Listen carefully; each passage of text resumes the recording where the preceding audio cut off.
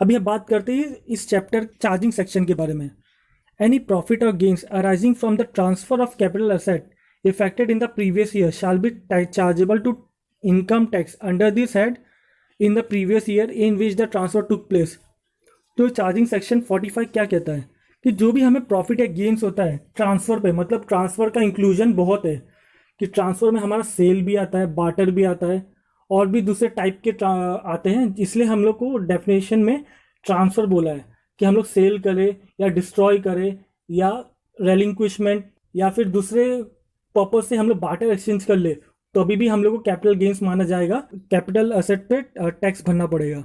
अभी ट्रांसफ़र का सेक्शन पढ़ते हैं। Section 2 clause 47 transfer includes the sale, exchange और रेलिंक्विशमेंट ऑफ द असेट। जैसा कि मैंने पहले बोला था, सेल यानी नॉर्मली जो हम लोग आर्म लेंथ ट्रांजैक्शन में सेल करते हैं। एक्सचेंज मतलब एक आर्टिकल के दूसरे पे, एक आर्टिकल की जगह पे दूसरा आर्टिकल देते हैं। रेलिंक्विशमेंट यानी वो जो हमारा राइट था वो ख़त्म हो जा रहा है, जो हम लोग ने एसेट यूज़ करने के लिए लिया था एक सर्टेन पीरियड ऑफ टाइम के लिए, वो ख़त्म हो जा रहा है। The extinguishment of any rights therein, तो भी कैपिटल गेन्स है और उस पर टैक्स लगेगा।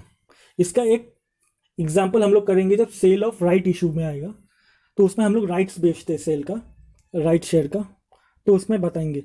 The compulsory acquisition thereof under in law. Compulsory acquisition मतलब कि गवर्नमेंट कंपल्सरी एक्वायर कर रही है आपका हाउस प्रॉपर्टी या लैंड जो भी है कुछ कंस्ट्रक्शन के लिए, तो आपको कुछ पैसे मिलते हैं, तो उसके ऊपर भी बेचना नहीं चाहते फिर भी गवर्नमेंट कंपल्सरी एक्वायर करती है और आपको पैसे मिलते हैं, तो उसके ऊपर भी कैपिटल गेन्स टैक्स लगेगा।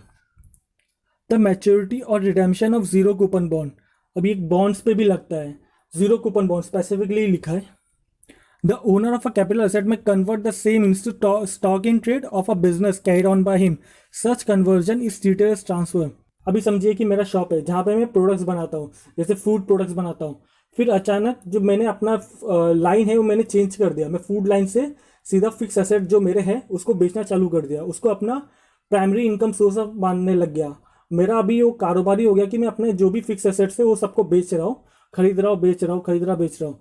तो इसमें क्या था कि मेरा जब तक बुक्स में मेरे पहले ये फिक्स एसेट दिखाता था, अब ये करंट एसेट मानी यानी स्टॉक इन ट्रेड हो गया मेरा।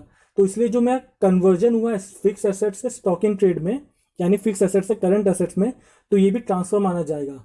तो मतलब जब तक मैं बुक्स में फिक्स एसेट दिखाता नॉन करंट एसेट्स में, और जब मैंने इसको करंट एसेट में ट्रांसफ़र किया, तो उसी टाइम पे जो मेरा कन्वर्जन होगा वो कैपिटल गेन्स ही होगा।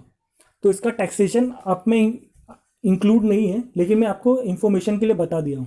Possession of an immovable property in consideration of part performance of a contract. अभी आपने इमूवेबल प्रॉपर्टी लिया, प्रॉपर्टी का नाम ही इसमें आ जाता है इमूवेबल प्रॉपर्टी, तो उसको ही बेच रहे हो, उसको भी ट्रांसफर कर रहे हो आप दूसरे को, तो भी आपको capital gain under this head में लगेगा। Transaction which have the effect of transferring और enabling the enjoyment of an immovable property, वही है इमूवेबल प्रॉपर्टी को आप बेच रहे हो या दूसरे को ट्रांसफर कर रहे हो किसी भी फॉर्म में, तो भी आपको कैपिटल गेन्स, आपका कैपिटल एसेट है तो आपको कैपिटल गेन्स लगे।